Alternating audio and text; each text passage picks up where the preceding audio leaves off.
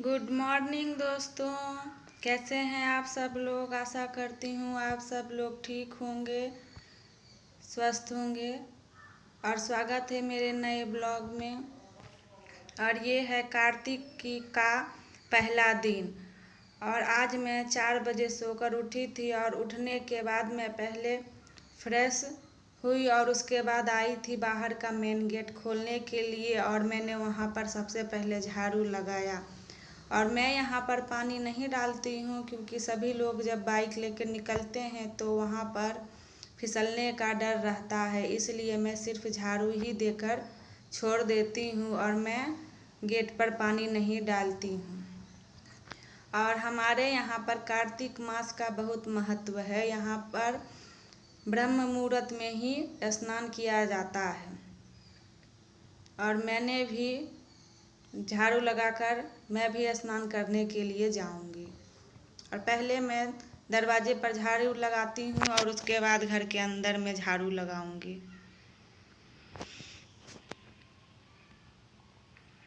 और वो जो आप देख रहे थे बाहर में वो सड़क है, सड़क पर भी थोड़ा सा आगे में झाड़ू लगा लूँगी। और मैं झाड़ू लगाने के बाद गेट को फिर से बंद कर दिया था क्योंकि यहाँ पर कुत्ते का आने का बहुत डर रहता है। और मैं वहाँ पर झाड़ू लगाने के बाद रूम में आ गई थी। और रूम में आने के बाद पहले मैं अपना बिस्तर समेट लूँगी, ये जो ओढ़ने वाला है, और मैं चादरें झाड़ कर बिस्तर ठीक कर लूँगी।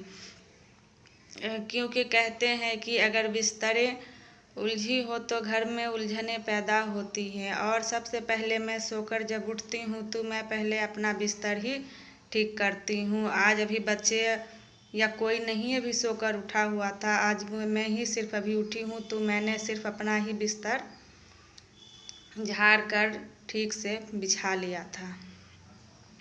और उसके बाद मैं लगाऊंगी झाड़ू। और दोस्तों, आप लोगों से रिक्वेस्ट है कि मेरे चैनल को लाइक, सब्सक्राइब और शेयर करना ना भूलें। और मैं इस रूम में झाड़ू लगाने के बाद जाऊंगी किचन में झाड़ू लगाने के लिए।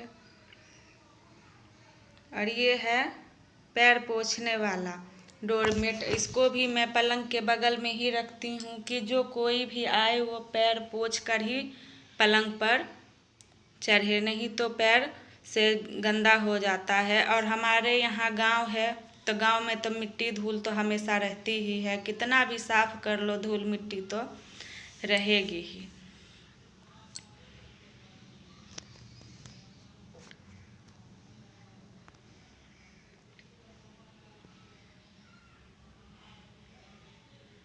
और ये देखिए मेरा किचन, मैंने किचन को रात में ही पोंछ कर रख दिया था। रात में अगर ये सब काम करके रखे तो सुबह में उतना भागम भाग नहीं होता है। और फिर भी मैं कपड़े से पोंछ लूँगी क्योंकि कहते हैं कि बासी किचन में खाना नहीं बनाना चाहिए। और उसको मैंने सिर्फ कपड़े से ही पोंछा था क्योंकि रात में मैंने पोछा किचन में लगा लिया था। और अब मैं कपड़े से पोंछने के बाद जाऊंगी झाड़ू लगाने के लिए। और मैं झाड़ू लगा रही हूँ।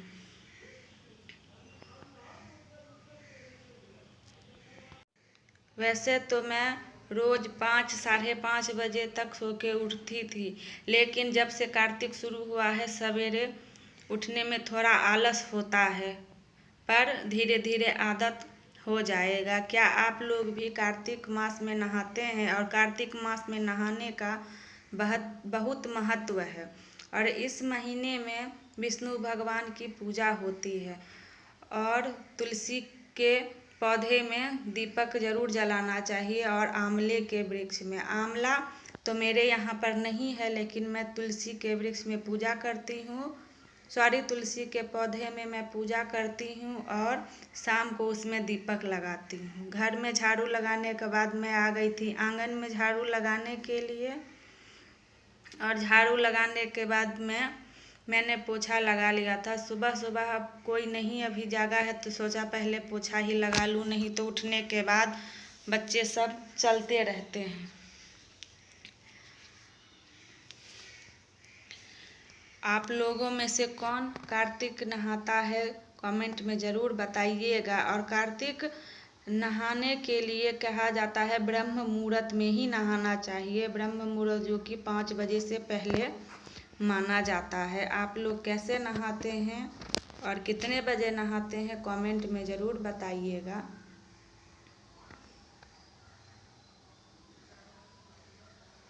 और उसके बाद मैं ब्रश करने के लिए चली गई थी। और वो जो कपड़ा रखा हुआ है आप लोग देख रहे हैं, वो मैंने अपने पहनने के लिए रखा है। यहीं पर चापाकल जो है मैं वहीं पर, ये आंगन में ही है और वहीं पर मैं नहाऊंगी। मैं पहले ब्रश कर लेती हूँ और उसके बाद मैं नहाऊंगी।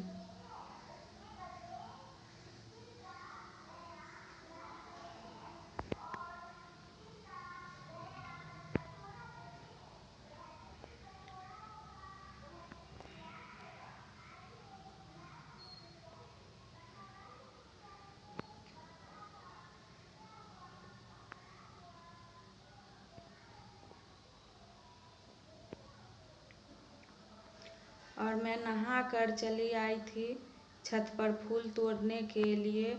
और फूल तोड़ने के बाद फूल तोड़ने से पहले मैं मंदिर गई थी, क्योंकि अंधेरा था। नहाने के बाद अंधेरा था तो मैंने सोचा जल्दी मंदिर चली आती हूँ, नहीं तो वहाँ पर लोगों का भीड़ लग जाता है। और मंदिर आप लोगों ने देखा ही होगा, मेरे घर के पास में ही है।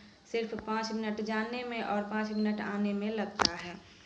और मंदिर से आने के बाद मैंने फूल तोड़ा, क्योंकि ये फूल जो है इसको पारिजात का फूल कहते हैं। वो बहुत छोटा छोटा होता है और अंधेरे में इसको नहीं तोड़ पाते हैं, इसलिए मैंने सिर्फ धतूरा का फूल, मेरे यहाँ पर आज 2 फूल निकला हुआ था, वही लेकर मैं मंदिर गई थी।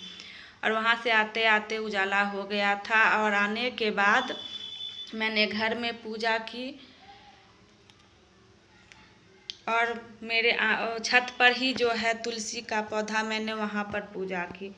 और मैंने जब नहाया था उसी वक्त मैंने कपड़ा भी साफ कर लिया था। और मैं आ गई थी छत पर कपड़ा डालने के लिए। और कपड़ा डालने के बाद मैं जाऊंगी किचन में खाना बनाने के लिए।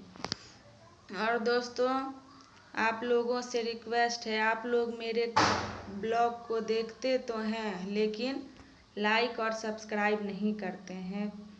प्लीज़ दोस्तों मेरे चैनल को भी सपोर्ट करें और लाइक सब्सक्राइब करें और मुझे भी आगे बढ़ने का मौका दें। और कपड़ा डालने के बाद मैं चली गई थी किचन में। मैंने सबसे पहले चाय बनाया और चाय बनाकर मैंने अपने लिए और मैं अपने पति के लिए बनाई थी चाय।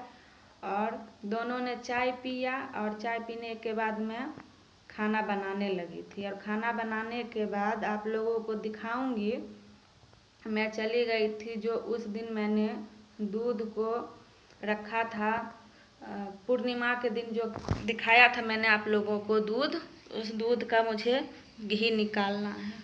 और दिखाऊंगी मैं आपको कि गांव में हमारे यहाँ पर कैसे निकालते हैं दूध से घी कैसे निकालते हैं। वैसे तो बिजली वाला मशीन है, लेकिन जो पूजा के लिए निकालते हैं उसको गांव वाले तरीके से ही निकालते हैं।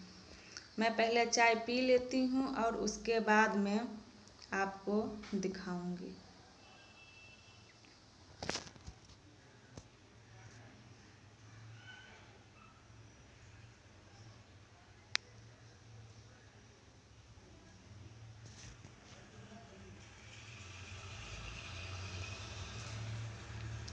और जब तक मैंने आपसे बात किया तब तक मेरा चाय भी बनकर हो गया है रेडी। और मैं गिलास में ही चाय पीती हूँ, क्योंकि कप में चाय जल्दी ठंडा हो जाता है और बच्चे तो रोज़ एक दो फोड़ते ही रहते हैं, इसलिए मैं गिलास में ही चाय पीती हूँ।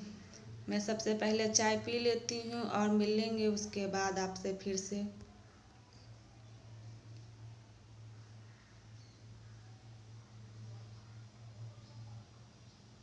ये देखिए, मैंने आपको बताया था ये हमारे गांव का तरीका है घी निकालने का। आप लोग कैसे निकालते हैं कमेंट में ज़रूर बताइएगा। अब मैं अपना ब्लॉग यहीं पर एंड करती हूँ। मिलेंगे अगले नए ब्लॉग में। तब तक के लिए मेरे चैनल को लाइक, सब्सक्राइब और शेयर ज़रूर करें और कमेंट में बताइएगा कि आप लोग कैसे दही से मक्खन निकालते हैं।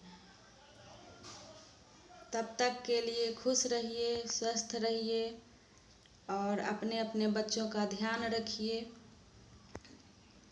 राधे राधे।